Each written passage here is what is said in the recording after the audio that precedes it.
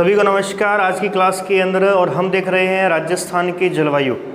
राजस्थान की जलवायु के अंदर हमने कुछ पॉइंट्स के बारे में देख लिया था कि किस प्रकार की जलवायु, यानी जलवायु किसे कहते हैं, ऋतु किसे कहते हैं और मौसम किसे कहते हैं, है ना। कुछ समय का परिवर्तन जो होता है उसे हम मौसम कहेंगे, कुछ दिनों का परिवर्तन मौसम कहलाता है, कुछ महीनों का परिवर्तन जो होता है वो ऋतु कहलाती है, और कई सालों का जो परिवर्तन होता है उसे हम जाकर के जलवायु कहते हैं। और इस प्रकार से राजस्थान की जो जलवायु कहलाई वो उष्णकटिबंधीय जलवायु कहलाई।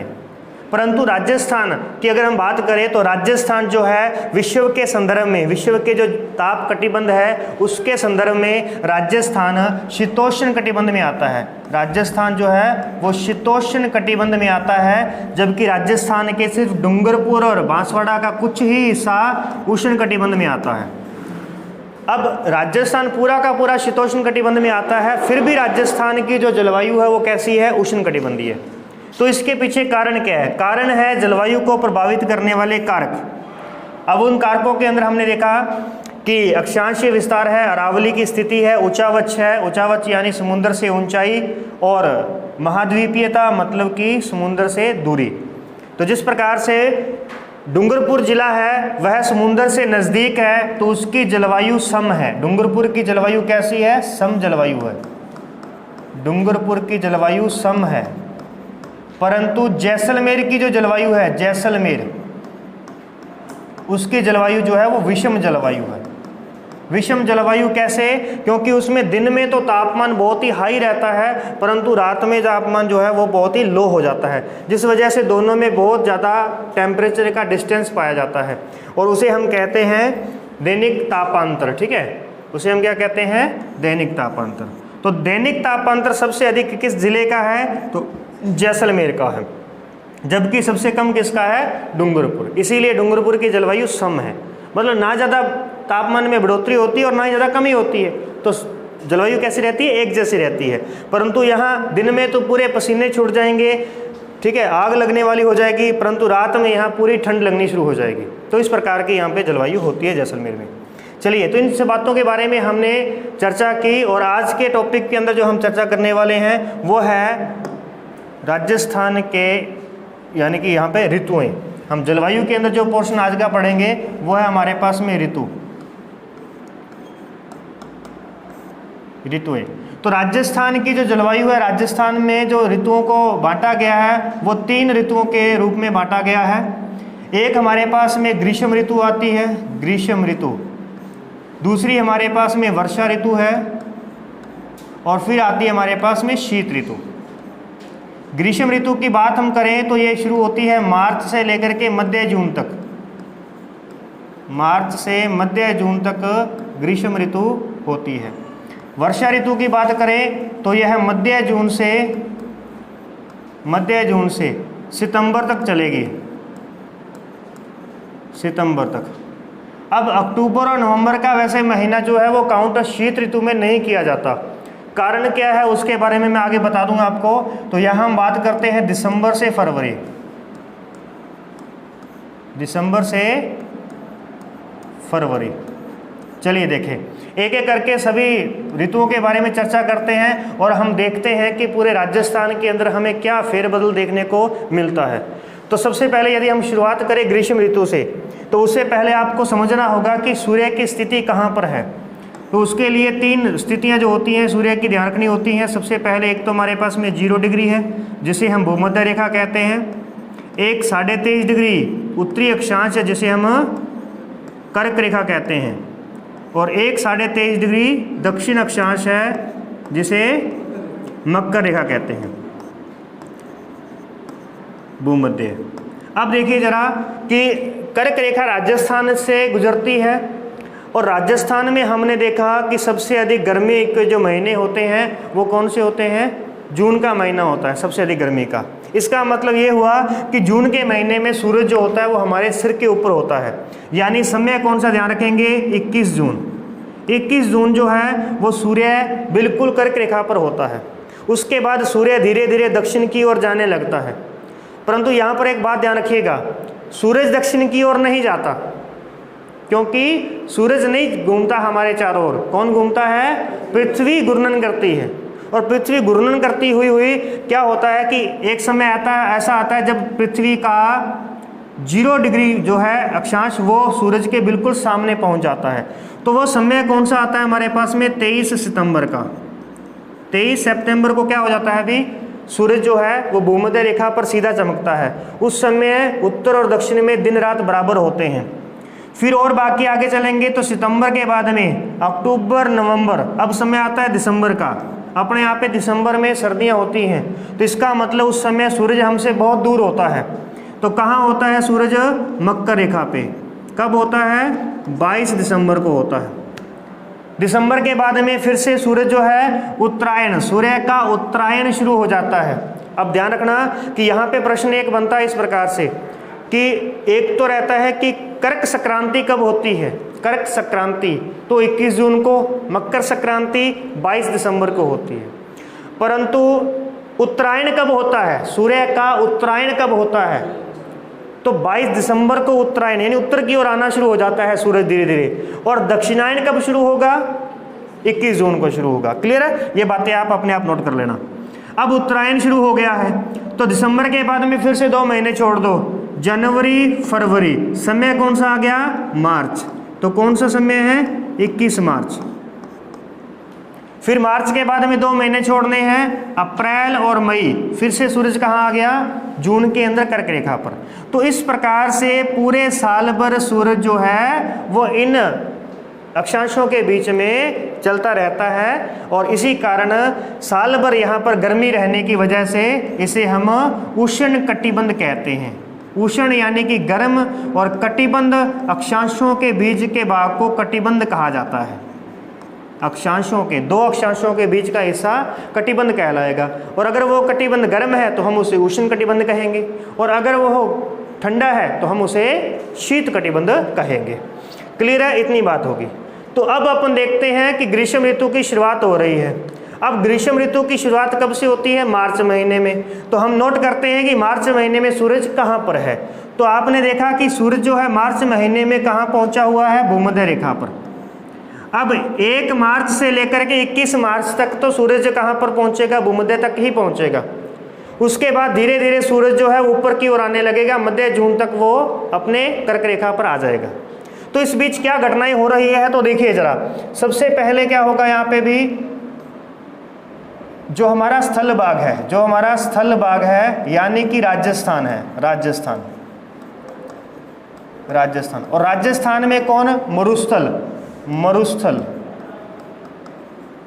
मरुस्थल में तापमान बढ़ने लगेगा। तापमान क्या होगा भाई? तापमान बढ़ने लगेगा। अब तापमान बढ़ने लगेगा और उस समय तापमान बढ़ने से क्या होता है? वायुदाब जो होता है, वायुदाब यह घटने लगता है। और निम्न वायुदाब को हम लो प्रेशर कहते हैं, यानी यहाँ पर निम्न वायुदाब का क्षेत्र विकसित हो जाएगा। राजस्थान के मरुस्थल में निम्न वायुदाब बन जाएगा। और जो हवाएं होती हैं, जो पवनें होती हैं, ये कैसे चलती हैं? ये हाई प्रेशर से लो प्रेशर की ओर चलती हैं, यानी उच्च दाब से निम्न दाब की ओर चलती हैं। जहाँ दाब ज़्यादा लगाओगे वहाँ से हवा दूसरी ओर जाएगी।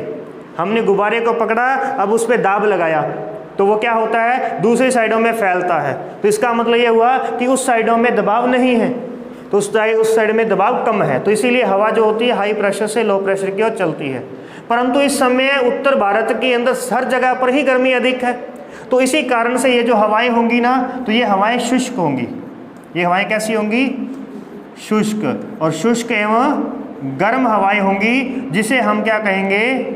लू कहेंगे, जिसे हम राजस्थान में लू कहते हैं। यानी ग्रीष्म ऋतु के अंदर आप क्या देखोगे? उच्च तापमान देखोगे, पूरा टेम्परेचर हाई होगा यहाँ पे, और इसी के साथ साथ वायुदाब बहुत कम होगा, जिस वजह से हवाएं बहुत तेजी गति से आएंगी। क्योंकि जब लो प्रेशर ज़्यादा बन जाता है ना, मतलब एकदम से, जैसे आपने मान लो कि एक टब में पानी लिया और उस टब में से आपने एक बाल्टी पानी की भर के निकाल ली, जहाँ से पानी निकाल रहे हो बाकी जगह का पानी वहाँ होकर के लेवल कर लेगा, उसको मेंटेन कर लेगा। जैसे पानी अपने आप को लेवल करता है, ऐसे हवाएं भी अपने आप को लेवल करती हैं। अगर एक जगह से हवा हल्की होकर ऊपर उठ रही है हल्की होकर ऊपर उठ रही है तो दूसरी जगह की हवा आएगी। अगर मान लेते हैं इस कमरे के अंदर आप हर जगह से कमरा इसको सील कर दो तो हवा गर्म होकर के ऊपर उठती रहेगी, और एक समय ऐसा आएगा जब पूरी हवा गर्म हो जाएगी तो हवा तो लग जाएगी छत के साथ में, तो हमें हवा बिल्कुल महसूस नहीं होगी, और उसे हम कहेंगे उमस वाला माहौल, जिसमें घुटन महसूस होने लग जाती है। एक ऐसा होता है ना, जब अपनी क्लास पूरी भरी होती है तो उसमें घुटन सी महसूस होती है। उसका कारण क्या है? कारण यही है कि गर्म हवा बाहर नहीं जा पा रही है। तो इसीलिए क्या रखा रहता है अपना, गर्म हवा के लिए आप देखते होंगे कि जो वेंटिलेशन या फिर एग्जॉस्टर लगे होते हैं वो ऊपर लगे होते हैं। कभी भी हवा दरवाजे से बाहर नहीं जाती, गेट से हवा अंदर ही आएगी, भले आप कितना भी वहाँ पे लगा लो, इसलिए हवा ऊपर से ही बाहर जाती है। कारण क्योंकि हवा हल्की ऊपर उठती है, और जितनी हवा बाहर जाती रहेगी ना उतना अपना मौसम, यह कमरा ठंडा रहेगा। तो इसका मतलब ठंडा इसलिए रहेगा क्योंकि वहाँ पर ठंडी हवा आती रहेगी। वापिस आते हैं तो यहाँ ध्यान रखिएगा। अब नेक्स्ट आगे बढ़ते हैं तो जैसे जैसे समय बीतता गया तो यहाँ पर सूरज जो है कर्क रेखा पे पहुँच गया। तो हमने देखा कि ग्रीष्म ऋतु में हमें यहाँ पर ना तो बरसात मिलेगी ना कुछ और, हमें सिर्फ गर्मी ही मिलेगी और पसीने छूटेंगे यहाँ पे, ठीक है। अब इसके बाद में समय आ जाता है किसका? वर्षा ऋतु का।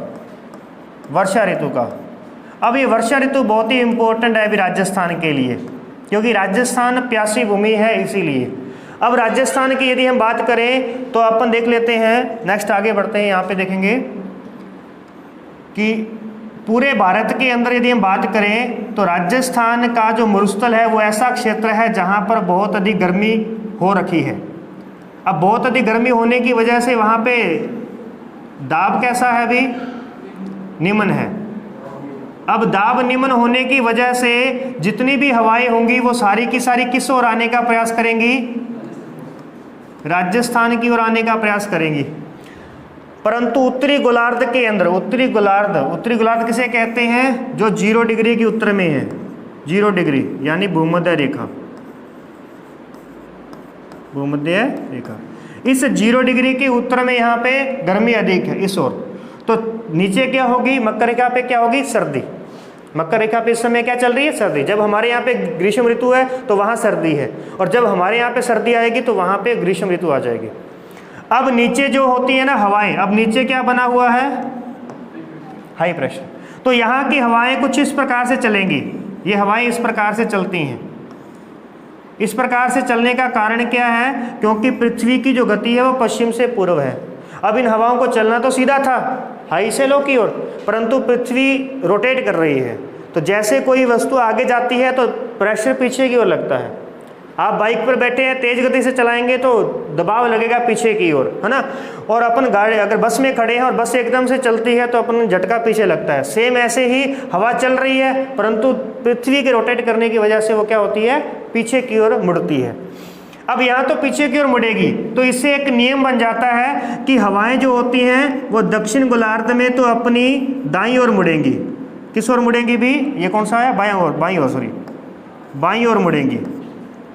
और उत्तरी गोलार्ध में हवाएं अपनी दाईं ओर मुड़ेंगी। ये अब नियम बन चुका है, ये है नियम। आपने बस इतनी सी बात रखनी कि ये क्या है? एक नियम है, ये ज्योग्राफी का नियम है। अगर मैं इस नियम को समझाने बैठूंगा तो फिर आपको बोरिंग हो जाएगा, तो आप समझ नहीं पाओगे इस चीज़ों को ना, इसलिए एक बार फिलहाल यहीं पे आ जाओ। तो यहाँ पर आपने क्या देखना है कि यहाँ से हवाएं चल रही हैं। अब जैसे ही हवाएं इस 0 डिग्री को पार करेंगी तो कौन से गोलार्ध में पहुँच गई? उत्तरी गोलार्ध में। उत्तरी गोलार्ध में पहुँचते ही ये हवाएं किस ओर जाएंगी? अपनी दाईं ओर। कौन सी? दाईं ओर। ये दायां है, इस साइड में दायां है। अगर मैं ऐसे जा रहा हूँ उत्तर दिशा की ओर तो ये मेरा दायां है, इधर बायां है। तो पहले ये ऐसे चल रही थी हवाएं, इस तरीके से हवाएं चल रही थी। अब जैसे इन्होंने पार किया 0 डिग्री को तो इनकी जो गति है वो कैसी होगी? इस तरीके से होगी। अब ये है हमारे पास में हिंद महासागर का, अरब सागर का एरिया, और एक हमारे पास में है कौन सा? बंगाल की खाड़ी। अब आपको पता है कि स्थल भाग बहुत गर्म हो रखा है, तो भाग तो जल भाग भी गर्म हो रखा है उत्तर वाला, और जल गर्म होता है तो क्या बनता है? वाष्प। और वाष्प जब ऊपर उठता है तो उससे क्या बनते हैं? बादल। अब यहाँ बादल बनकर के तैयार बैठे हैं, उनको चाहिए था एक धक्का, कि इन्हें धक्का लगे किसी ओर से, एक इनको परिवहन का रास्ता चाहिए, एक साधन चाहिए। ये बस पर चढ़ने के लिए तैयार बैठे हैं ये वाले बादल, ठीक है। अब इनके पास में खूब बरसात है, भरे हुए हैं। तो जैसे ही ये पवनें इसको क्रॉस करते हुए आती हैं तो ये पवनों के साथ में आगे बढ़ने लगते हैं और इसी को ही हम कहते हैं दक्षिण पश्चिम मानसून। इसे क्या कहेंगे? दक्षिण पश्चिम मानसून। अब ऐसे होती है दक्षिण पश्चिम मानसून की उत्पत्ति, और इस तरीके से दक्षिण पश्चिम मानसून जो होता है वो दक्षिण पश्चिम दिशा से आने की वजह से, क्योंकि हवा जिस दिशा से आती है ना उसका नाम उसी के नाम से पड़ता है। जैसे अगर पूर्व से आ रही है तो हम उसे पूर्वैया कहेंगे, पश्चिम से आ रही है तो हम उसे पश्वैया कहेंगे, तो इस प्रकार से उसी के नाम से पड़ता है। तो ये दक्षिण पश्चिम से आ रही है तो हम इसे दक्षिण पश्चिम मानसून कहेंगे। तो ध्यान रखना, वर्षा ऋतु का एक और नाम होता है, वर्षा ऋतु को किस नाम से जाना जाता है?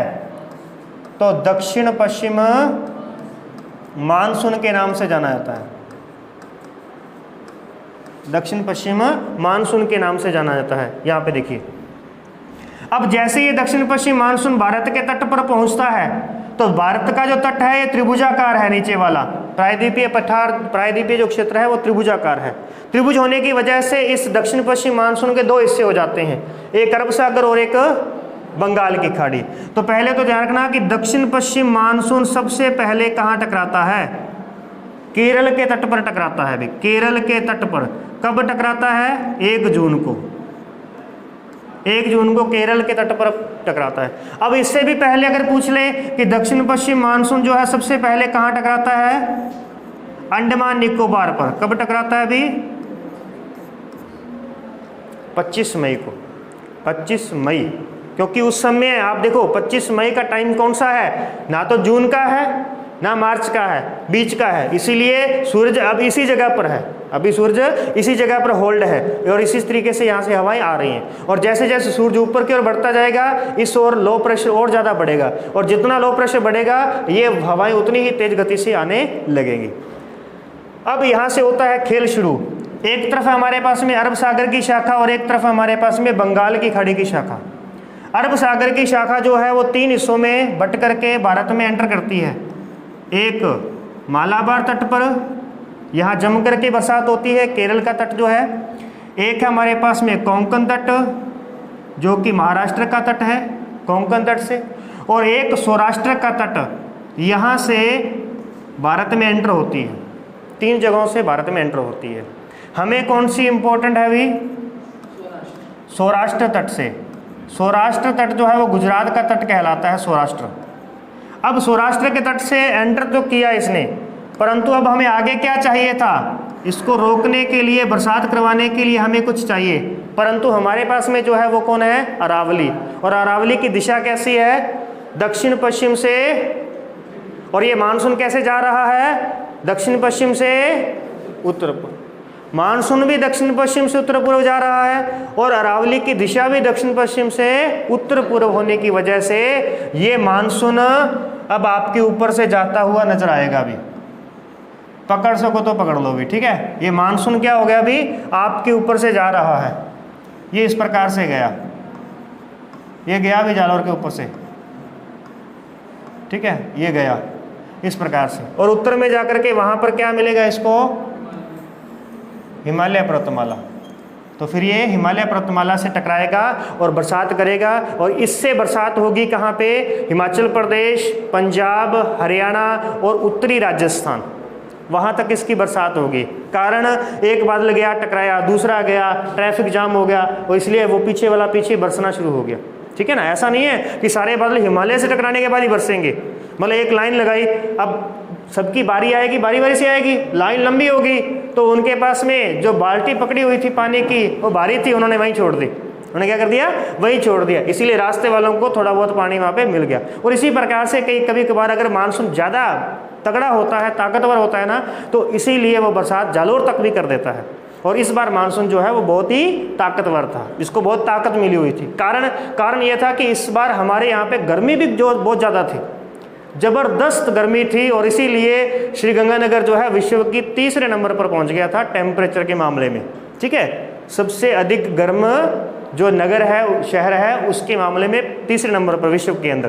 तो इतनी ज़्यादा अगर टेम्परेचर है तो जितना तापमान बढ़ाओगे उतना वायुदाब कम होगा, और जितना वायुदाब कम होगा यानी उतना बड़ा एरिया खाली मिलेगा बादलों को आने के लिए, और हवाएं उतने ही तेज गति से जो हैं वो आएंगी। और इसीलिए मानसून इस बार का जो है वो बहुत ज़्यादा ज़बरदस्त होने की वजह से अपने मरुस्थल को भी बरसात मिल गई। अब इस मरुस्थल में बरसात मिलने का कारण ना तो यहाँ पे अरावली है, अरावली तो है ही नहीं बिल्कुल भी, क्योंकि इस बार मानसून जो है वो भारी था इसीलिए बरसात हुई है। वरना पहले की तरह अगर नॉर्मल सी गर्मी होगी तो नॉर्मल सी बरसात होगी। तो इसीलिए गर्मी होना भी आवश्यक है और बरसात होना भी आवश्यक है, ठीक है। उसके अलावा वनस्पति सबसे बड़ा रोल निभाती है बरसात के अंदर भी। जितनी अधिक वनस्पति होगी वो उतना अधिक बरसात करवाने में सक्षम रहती है। चलिए, तो इसका मतलब कि अरब सागर की इस शाखा ने मरुस्थल में बरसात नहीं की, मरुस्थल में वर्षा जो है वो नहीं हुई। तो मरुस्थल तो अभी भी प्यासा है, इसके ऊपर से बादल जा रहे हैं। तो इस अरब सागर के मानसून से बरसात कहाँ कहाँ पे हो रही है अगर अपन ये देखें तो देख लीजिए, इस मानसून से अगर जो बरसात होगी तो हमारे इस ओर है पठार, ये वाला पठारी हिस्सा है पूरा का पूरा, ठीक है। तो दक्कन का पठार है और एक हमारी अरावली पर्वतमाला है।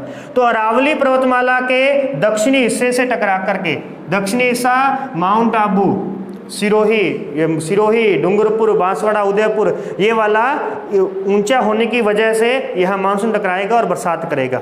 इसलिए तो जवाई डैम में अभी भी पानी आ रहा है। तो वो पानी कहाँ से आ रहा है? बरसात तो हो नहीं रही यहाँ पाली में या इधर जालौर में नहीं हो रही, तो फिर ये कहाँ से आ रहा है? ये उदयपुर की तरफ से आ रहा है, पहाड़ियों से आ रहा है। तो इस प्रकार से होगा। और यहाँ पे झालावाड़ और इस साइड में भी यहाँ पे बरसात इससे होगी क्योंकि यहाँ पे पठार है। तो ठीक है, ये बात हुई। अब दूसरी की चर्चा करें, बंगाल की खाड़ी का मानसून। तो बंगाल की खाड़ी का मानसून जो है ये भारत में दो शाखाओं के रूप में एंटर करता है। एक तो इस हल्दिया पोर्ट से यानी कोलकाता से होते हुए, पश्चिम बंगाल से होते हुए यहाँ इसको छोटा नागपुर का पठार मिलेगा, तो इस ओर से जाएगा ये एक तो। और दूसरी इसकी शाखा जो है वो मेघालय में जाती है। अब मेघालय का नाम मेघालय क्यों है? क्योंकि वहाँ पे बादलों का घर है, मेघ प्लस आलय, मेघ प्लस आलय, और आलय का मतलब घर। यहाँ बादलों का घर बनाया हुआ है पहले से ही है, और उसका नाम है मानसिनराम, मानसिनराम, मानसिनराम। यहाँ पर तीन पहाड़ियाँ हैं यहाँ पे, गारो, खासी, जयंतिया, गारो, खासी, जयंतिया। तो ये गारो, खासी, जयंतिया पहाड़ियाँ जो है पश्चिम से पूर्व की ओर इसका क्रम रहता है। ये पूछा गया है बहुत बार कि यहाँ पे पश्चिम से पूर्व की ओर इनका क्रम बताइए, या पूर्व से पश्चिम की ओर। इसमें है मानसिनराम, जहाँ पे 11,400 मिलीमीटर बरसात होती है। 11,400 मिलीमीटर, जिसे हम 1140 सेंटीमीटर कहेंगे। 1140 सेंटीमीटर यहाँ बरसात होती है। विश्व में सर्वाधिक बरसात वाला स्थान है, सर्वाधिक वर्षा वाला स्थान मानसिनराम है विश्व के अंदर। चलिए, तो ये वाला बादल तो यहीं फंस गया और यहीं पर ही फट गया जाकर के पूरा का पूरा। इसलिए आपने अगर वीडियोज़ वगैरह देखी होंगी कि बादल पूरे फट गए हैं, जैसे अपन कहते हैं इसका मानसून विस्फोट कहा जाता है, मानसून विस्फोट। तो वो कैसे होता है? जब उसको रास्ता नहीं मिलता आगे जाने का तो वो क्या करता है, पहाड़ों के ऊपर चढ़ने का प्रयास करता है। बादल क्या करते हैं, आगे पहाड़ है ना, तो पहाड़ों के ऊपर चढ़ने का प्रयास करेंगे, और जैसे जैसे ये ऊपर चढ़ते जाएंगे उनके हाथों में पकड़ी हुई बाल्टियाँ भारी होने लगेगा ना। जब आप एक तो सीधा चलना होता है और एक आपको सीढ़ियाँ चढ़नी हो तो मुश्किल लगेगा ना। तो जैसे जैसे आप सीढ़ियाँ चढ़ रहे हो वैसे वैसे आप उसको क्या कर रहे हो, उड़ेल रहे हो और बरसात कर रहे हो, इस प्रकार से। अब बात आती है दूसरी कि जो ये हमारी हिमालय पर्वतमाला है ना, इसकी कुछ ये तिरछा होने की वजह से अब ये मांग करेगा, मरुस्थल मांगेगा अभी, क्योंकि मरुस्थल के पास में क्या है, लो प्रेशर। मरुस्थल के पास अभी भी क्या पड़ा है, लो प्रेशर पड़ा है, जिस वजह से यह मांग करता है कि भी मेरी प्यास बुझाओ, है ना। तो ये जो बंगाल की खाड़ी का मानसून है अब ये इस तरीके से रोटेट हो जाएगा और ये राजस्थान में पूर्व दिशा से एंटर करेगा। तो ध्यान रहे, बंगाल की खाड़ी का मानसून जब राजस्थान में प्रवेश करता है तो उसे क्या कहा जाता है, पूर्वैया कहा जाता है, क्योंकि ये पूर्व दिशा से प्रवेश करता है। और या फिर बंगाल की खाड़ी का मानसून राजस्थान में किस दिशा से आता है, पूर्व दिशा से आता है। और जब ये पूर्व दिशा से आता है तो ये सबसे अधिक बरसात जो है वो झालावाड़ में करता है। इसीलिए सर्वाधिक वर्षा वाला जिला कहलाएगा झालावाड़ और सर्वाधिक वर्षा वाला स्थान कहलाएगा माउंट आबू, क्योंकि जो अरावली का दक्षिणी हिस्सा है वो दोनों ही मानसून से वर्षा प्राप्त करता है, दोनों ही मानसून से क्या किया इसने, वर्षा प्राप्त की। अब जैसे ही ये मानसून बंगाल की खाड़ी का मानसून गया तो सामने मिली इसको अरावली। अब भाई इसने कहा भी अब मैं आपकी प्यास नहीं बुझा सकता, क्योंकि यहाँ पे अरावली आई, अरावली से टकरा करके पूर्व दिशा में ही बरस गया। तो बंगाल की खाड़ी का जो मानसून है वो किस ओर बरसता है अभी, राजस्थान के किस ओर, पूर्व की ओर, ठीक है। बंगाल की खाड़ी का मानसून जो है इसे क्या कहते हैं, पूर्वैया कहते हैं। इससे बरसात किस ओर होती है, दक्षिण पूर्व राजस्थान में, दक्षिण पूर्व राजस्थान में बरसात होती है। और बंगाल की खाड़ी हो गया, बंगाल की खाड़ी जो मरुस्थल है, तो मरुस्थल में बरसात क्यों नहीं हुई, ध्यान रहे यहाँ पे एक मैं शब्द लिख रहा हूँ, मरुस्थल, मरुस्थल बंगाल की खाड़ी का वृष्टि छाया प्रदेश है, वृष्टि छाया प्रदेश है। अब ये प्रश्न है कि वृष्टि छाया प्रदेश किसका है, यानी मरुस्थल जो है वो एक वृष्टि छाया प्रदेश है। ऑप्शन दे दिया, अरब सागर की शाखा, बंगाल की खाड़ी की शाखा, दक्षिण पश्चिम मानसून और कुछ दे दिया शीतकालीन मानसून। तो वहां पर आपने ध्यान रखना है, ना तो ये अरब सागर का कहलाएगा, ना ये दक्षिण पश्चिम मानसून का कहलाएगा, ये बंगाल की खाड़ी का कहलाएगा। परंतु इसके जैसा ही एक मरुस्थल आपको तमिलनाडु में मिलेगा, तमिलनाडु में भी थोड़ा मरुस्थलीय जलवायु है यहाँ पे। तो तमिलनाडु जो वृष्टि छाया प्रदेश है ना, वो वृष्टि छाया प्रदेश दक्षिण पश्चिम मानसून का कहलाता है। भारत में दो वृष्टि छाया प्रदेश हैं, एक तो है तमिलनाडु जो कि दक्षिण पश्चिम मानसून का वृष्टि छाया प्रदेश है, और एक है हमारा मरुस्थल जो कि बंगाल की खाड़ी का वृष्टि छाया प्रदेश है। इसके अलावा अगर हम बात करें तो आपको यहाँ पर भी एक वृष्टि छाया प्रदेश मिलेगा, तिब्बत, तिब्बत का पठार। तो वो किसका वृष्टि छाया प्रदेश कहलाएगा, वो पूरे दक्षिण पश्चिम मानसून का, क्योंकि ये दक्षिण पश्चिम मानसून हिमालय तक ही जाता है, उसके आगे नहीं जाता। क्लियर है, इतनी बात हुई। तो इसका मतलब एक बात ध्यान रखना कि मरुस्थल अभी भी प्यासा है, इस पे थोड़े बहुत तो छींटे डालने पड़ेंगे, है ना। तो फिलहाल एक बार इतनी बात देखो। अब देखते हैं अरब सागर की बात की, तो अरब सागर में आप देखोगे अरब सागर, तो अरब सागर ने बरसात कहाँ पे की, अरब सागर ने बरसात कहाँ पे की, दक्षिण राजस्थान के अंदर। इसने बरसात की कहाँ पे, दक्षिण राजस्थान में बरसात की है। और इसने फिर राजस्थान के पश्चिम में क्यों बरसात नहीं की, क्योंकि यह अरावली के समांतर गुजरता है, ये अरावली के समांतर गुजरता है, इसीलिए यह बरसात नहीं करता। तो हमारे पास ये वर्षा ऋतु है, वर्षा ऋतु के बारे में हमने ये देख लिया सारा कुछ। तो आगे बढ़ते हैं, छोटा सा रह गया शीत ऋतु में, ज़्यादा कुछ बड़ी बातें नहीं हैं। चलिए देखें क्या शीत ऋतु के बारे में। चलिए शीत ऋतु, बाकी बाद में करना। शीत, अब शीत से पहले भारत के संदर्भ में अगर हम बात करें ना, तो भारत के संदर्भ में शीत ऋतु को दो भागों में बांटा गया है। एक अक्टूबर नवंबर का टाइम आता है, अक्टूबर नवंबर का टाइमिंग है, और एक है हमारे पास में दिसंबर से लेकर के फरवरी की टाइमिंग, फरवरी की टाइमिंग। ये है मानसून प्रत्यावर्तन काल, प्रत्यावर्तन काल, मानसून प्रत्यावर्तन काल है, और ये है वास्तव में शीतकाल। ये कौन सा है, वास्तविक शीत ऋतु जो होती है राजस्थान के अंदर, वो दिसंबर और फरवरी के अंदर होती है। अब पहले ये देखो कि ये मानसून प्रत्यावर्तन काल है क्या, मानसून प्रत्यावर्तन काल। अभी टाइमिंग देखो अक्टूबर नवंबर, जरा बताओ मुझे कि अक्टूबर के अंदर सूरज कहाँ पे होगा,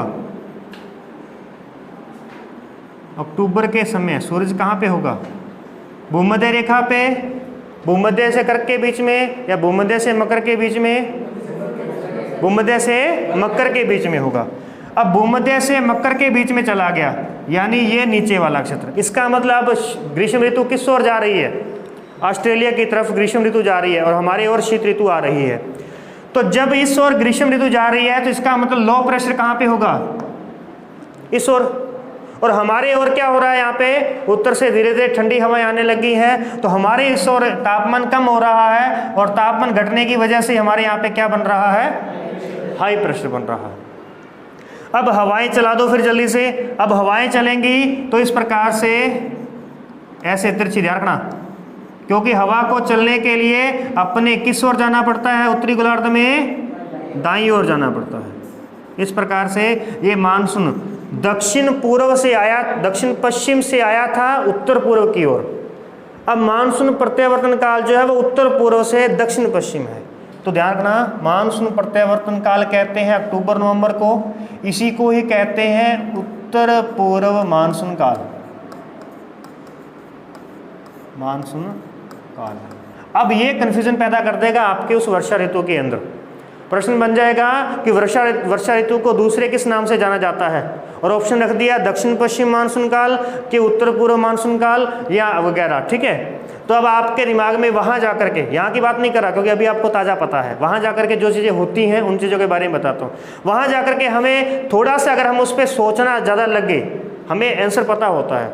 अगर आपने एकदम से देखा ऑप्शन को, जो सबसे पहला आंसर बनेगा ना वो आपका राइट होगा। उसके बाद अगर आपने सोच लिया कि भी दक्षिण पश्चिम से तो मानसून जाता है और जाता है उत्तर पूर्व की ओर, तो हमारा आंसर बन गया उत्तर पूर्व, तो ये कर दिया रॉन्ग। इस वजह से ये क्या हो जाता है? गलत हो जाता है। तो दूसरा जो उत्तर पूर्व मानसून है वो किसे कहते हैं? अक्टूबर नवंबर के टाइमिंग को कहते हैं। इसे मानसून प्रत्यावर्तन कहते हैं या इसे कहते हैं लौटते मानसून का काल, लौटते मानसून का काल कहा जाता है। अब ये मानसून लौट रहा है, जब मानसून लौट रहा है तो महासागरों में दिन के अंदर तो बादल मतलब वाष्प तो होता ही होता है। आपने देखा होगा कि सर्दियों में भी पानी से भाप निकलती है, इसका मतलब उसमें अभी भी वाष्प जारी है, क्योंकि उसके अंदर पूरी गर्मियों की जो ऊष्मा होती है वो स्टोर हो जाती है। जब तक धूप पड़ती रहेगी ऊपर, उसमें स्टोर होती जाएगी। और जैसे ही उसमें रात होगी तो वो धीरे धीरे वापस ऊष्मा जो है रिलीज होने लगेगी। रात के समय आपको स्थल पर हवा ठंडी महसूस होगी, और अगर आप किसी जल के किनारे होंगे तो वहाँ आपको हवा गर्म महसूस होगी। इसका एग्जाम्पल आपने, अगर आप खेतों में रहते हो तो वहाँ देखा होगा कि अगर आप डेरे पे रहते हो तो आपने देखा कि जिस दिन पानी लगा होता है ना खेत के अंदर, उस दिन आपके आसपास गर्म हवा बहेगी। गर्मियों में इसका बहुत अच्छे से एग्जाम्पल पता चल जाता है, क्योंकि हम बाहर सोते हैं इसीलिए, तो उससे पता चल जाता है कि भी आज आसपास कहीं पानी लगा हुआ है, खेत के अंदर सिंचाई की हुई है, जिससे क्या है भाप निकलती है बाहर, और वो उससे हमें हवा जो है गर्म महसूस होती है। तो अब क्या होगा, इसका मतलब बादल सर्दियों में भी बनेंगे कहीं ना कहीं। तो बादल बनेंगे इस बंगाल की खाड़ी में भी और इस अरब सागर में भी बनेंगे, लेकिन अरब सागर में बनेंगे तो वो कहाँ जाएंगे? नीचे की ओर। बंगाल की खाड़ी में जो यहाँ पर बन के ना बादल, वो बादल इस तरीके से कहाँ पर आ जाएंगे? जो वृष्टिछाया प्रदेश था, तमिलनाडु। यानी लौटते मानसून के द्वारा अगर बरसात होती है तो एकमात्र स्थान है कौन सा? कोरोमंडल तट। कोरोमंडल तट, ये किसका तट है? तमिलनाडु का तट है, तमिलनाडु का। ठीक है, अभी अब तमिलनाडु वृष्टिछाया प्रदेश था दक्षिण पश्चिम मानसून का, इसने तो बरसात करवा ली, परंतु अभी तक हमारा भी यहाँ पे पेंडिंग पड़ा है। दूसरी बात देखिए, जब यहाँ से शीत ऋतु आ जाएगी, यानी यहाँ पे बहुत गर्मी होगी, तो मानसून बहुत तेजी से ऊपर से आएगा, तो ऊपर से ठंडी लहरें, शीत लहर चलना शुरू हो जाएंगी। उत्तर से साइबेरिया से, जहाँ बहुत बर्फ जमी रहती है, वहाँ से हवाएं आएंगी बहुत ही ठंडी कड़कड़ाती हुई। अगर ये हिमालय बीच में ना होता तो जितनी आज हमारे यहाँ पे सर्दी है उससे कहीं ज़्यादा सर्दी होती। जितनी सर्दी आज हमारे यहाँ पे पड़ती है ना, इससे कहीं ज़्यादा सर्दी यहाँ पे पड़ती। तो हिमालय की वजह से वो शीत लहर भारत में एंटर नहीं करती, और इसी कारण से पूरे भारत का टेम्परेचर हाई ही रहता है। और इसी कारण से हम भारत को शीतोष्ण कटिबंध में होते हुए भी भारत की जलवायु क्या है? उष्ण कटिबंध है। अब जाकर के आपका आंसर मिला है कि राजस्थान की जलवायु उष्ण कटिबंधीय क्यों है। कारण इसलिए कि राजस्थान में उष्ण कटिबंध तो अपना प्रभाव दिखा देता है, परंतु जब शीत ऋतु आती है तो शीतोष्ण कटिबंध अपना प्रभाव नहीं दिखा पाता, जिस वजह से यह शीतोष्ण के साथ ना मिलने की बजाय उससे किनारा कर लेता है, तो फिर ये किसका दोस्त बन जाता है? उष्ण कटिबंध का। ठीक है, इस प्रकार से। तो देखिए जरा, तो हमें शीत ऋतु की बात करनी है। देखिए जरा, दिसंबर फरवरी के समय, इसकी अगर मैं थोड़ा सा विश्व में आपको दिखा दूं, एक ध्यान रखना, अभी हमने भूमध्य सागर के बारे में चर्चा की है, तो भूमध्य सागर जो है ये कहाँ पर स्थित है? भूमध्य सागर देखिए जल्दी से, ये अपना कर्क रेखा हो गई, ठीक है, कर्क रेखा, ये है भूमध्य सागर, यूरोप और अफ्रीका के बीच में, और यहाँ पर है हिमालय पर्वतमाला, ये हिमालय पर्वतमाला है, क्लियर है। और हिमालय पर्वतमाला में एक बात यहाँ पे, इस ओर है हमारे पास में अरावली पर्वतमाला। अब क्या होता है कि सूरज यहाँ पर है, इस एरिए में, इस एरिया में बहुत नीचे है और ये जगह बहुत ऊंची है, तो इस एरिया में शीतोष्ण कटिबंध अपना प्रभाव दिखाएगा। इधर तो दिखा सकता है ना, अपने यहाँ पे नहीं दिखा रहा, इधर तो दिखाता है। जब इधर शीतोष्ण कटिबंधीय अपना प्रभाव दिखाता है तो शीतोष्ण कटिबंधीय चक्रवात बनते हैं। क्या बनते हैं अभी? शीतोष्ण कटिबंधीय चक्रवात। भूमध्य सागर में शीतोष्ण कटिबंधीय चक्रवात बनते हैं, शीतोष्ण कटिबंधीय चक्रवातों की यहाँ पे उत्पत्ति होती है। कहाँ पे होती है? भूमध्य सागर में। और इसी क्षेत्र में बहती हैं पछुआ पवनें, पछुआ पवनें जो पश्चिम से पूर्व की ओर आती है उसे हम पछुआ पवनें कहते हैं, पछुआ पवनें। ये पछुआ पवनें क्या करती हैं? इन चक्रवातों को किस ओर ले आती हैं? भारत की ओर ले आती हैं।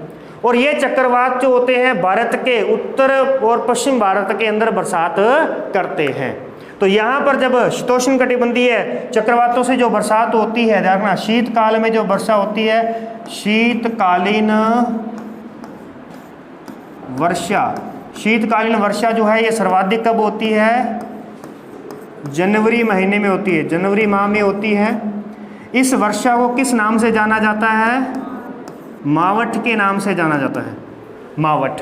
तो जिस प्रकार से तमिलनाडु की प्यास बुझाई, ऐसे ही मरुस्थल की भी थोड़ी बहुत प्यास बुझा देते हैं और इस प्रकार से हमारे पास जलवायु कंप्लीट हो जाती है। शीतकालीन वर्षा को मावठ कहते हैं। इसे भूमध्य सागरीय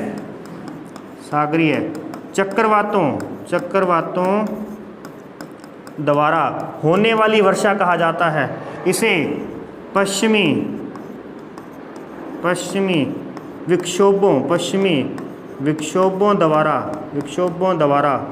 होने वाली वर्षा कहते हैं, होने वाली वर्षा कहते हैं। यानी इसके क्या क्या नाम है? शीतकालीन वर्षा है, मावठ है, भूमध्य सागरीय चक्रवातों द्वारा होने वाली वर्षा है और पश्चिमी विक्षोभों द्वारा होने वाली वर्षा है। यह वर्षा रबी की फसल के लिए लाभदायक होती है, रबी की फसल, क्योंकि इस समय हमारे पास में कौन सी फसल बोई हुई है? रबी की फसल बोई हुई है। रबी की फसल में कौन बोया हुआ है? गेहूं को बोया हुआ है। तो गेहूं के ऊपर जब ये बरसात पड़ती है तो इसे क्या कहा जाता है? गोल्डन ड्रॉप्स कहा जाता है, गोल्डन ड्रॉप्स से कहा जाता है। ठीक है, इस प्रकार से ये हमारे पास में ग्रीष्म ऋतु, वर्षा ऋतु और शीत ऋतु जो है पूर्ण होती है। उस बीच हमने देख लिया कि किस किस प्रकार से मानसून में क्या क्या परिवर्तन आते हैं। अब आप लास्ट में बता सकते हो कि राजस्थान की जलवायु उष्ण कटिबंधीय क्यों है। ओके, धन्यवाद। वीडियो को लाइक कर देना, शेयर कर देना और सब्सक्राइब कर लेना।